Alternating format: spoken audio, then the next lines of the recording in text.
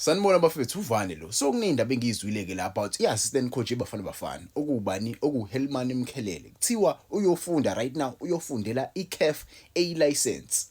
Ekephi na? eLesotho. Njengoba nje le ncwadi lezi eyoyifundela le ncwadi lezi zizomsiza ngempela ukuthi akwazi ukuthi naye akwazi ukuyimela as ucoach wala eSouth Africa. Singesazi ke noma uyena yini ozothatha izintambo uma kusuka bani? Kusuka uHugo Broos. Because khumbula ke phela uHugo Broos ungomunye wabaqeqeshi bakwazi ukuthi basize iBafana Bafana ikwazi ukuthi ibe kuleli zinga ekulona right now. Njoba nje iBafana Bafana ikuleli zinga ekulona wakhuluma kana bendaba washo ukuthi after iWorld Cup ya next year yena ozothatha umhlala phansi ayodla impesheni yakhe with abazukulu bakhe le eBelgium. But ke washo ukuthi yena ubengathanda ukubona bani uHelman Mkhelele elungisa amaphepha akhe ukuthi abe ucoach. Yabo mase nje alungisa amaphepha akhe athi abe ucoach angakwazi ukuthi ayicoach iBafana Bafana. Akwazi ukuthi ayithathe izintambo zakhe. Cause uHelman Mkhelele bafethu kade waqala ukuthi abe khona kwi-national team yase South Africa. Ibhola nje lala eSouth Africa ayikho ithi maseka icoacha kwiBetway Premiership. Mhlambe ngabe nginephutha ungangitshela wena ama comments uma ikhona aseka icoacha noma uma ikhona aseka sebenza nayo. But seke nje wasebenza kuma ranks ebhola lala eSouth Africa. Uyawazi ama ranks ebhola lala eSouth Africa, usesebenza kakhulu nabadlali abaningi obabonayo bedlala kwiBetway Premiership currently. Masubheke nje kwi-career yakhe wasuka kwiJomo Cosmos waya kwi-Orlando Pirates, wasesuka nje Pirates wale Europe. Yabo wale Europe wasehamba eshintsha ama-club ke le Europe. But yena ngokusuka wasuka kwiJomo waya kwi-Pirates wayesebuyela kwiJomo ngo-2005 wase-retire khona la. Yabo yena umdlali odlale kakhulu le phesheya.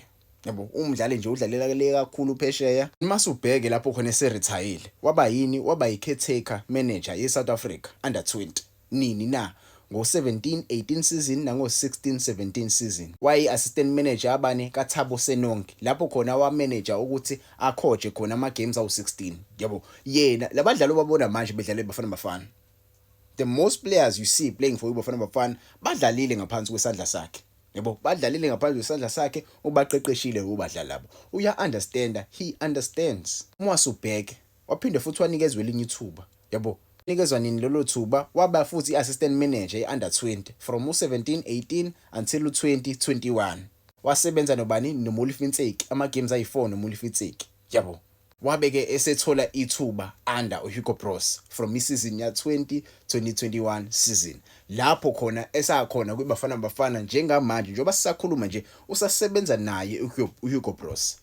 Usasebenza naye uHugo Broos even today as we are speaking. He is still working with that person. He understands philosophy yakhe uHugo Broos. Mwasubheke uHugo Broos into esengiyibonile ngaye, he is not selecting abadlali based on uthi bayadlala. No, I'm not saying vele abadlali ngumele uba selected based on ukudlala. No, I think he's selecting players based on a relationship asebebe nayo throughout the years. He is building a team rather than a national team.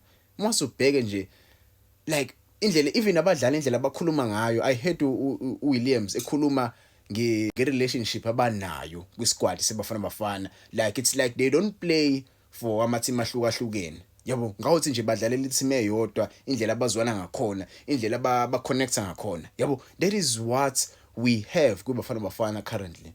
And ukulanda abadlali abahlukahlukene who plays in different leagues abangaunderstandani, leyo nto ayiyakhi team kuba noqhekeko because kukhona abazoclaim ukuthi ba bigger than abanye. Kanti ungasulande abadlali vele i-background yabo besuke bekhula ndawonye bedlala ndawonye from lower levels. Right now I like into engiyibonayo kwiBafana Bafana and under 20 and under 17 because these boys abadlala under 17 they will come up under the same ranks. Yabo ade bedlala ndawonye bazokhula badlale ku-under 21, under 23 lo ade siwubona. Lo under 17 lo uzokhula uyodlala ku-under 23.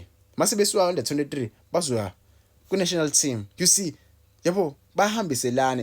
I like lento engiyibonayo njengamanje. And uHelman Mkhelele bafethu, he is part of that. But again, you can tell me otherwise. Maybe you can say we need the likes of Benny McCarthy, we need the likes of Abo Rulani. Yabo baningi coaches ngabakhetha. You can tell me in the comments, do you think the guy has a chance yokuthi abe ucoach olandelayo eBafana Bafana njengoba nje eyothola incwadi zakhe zokuba abe ucoach?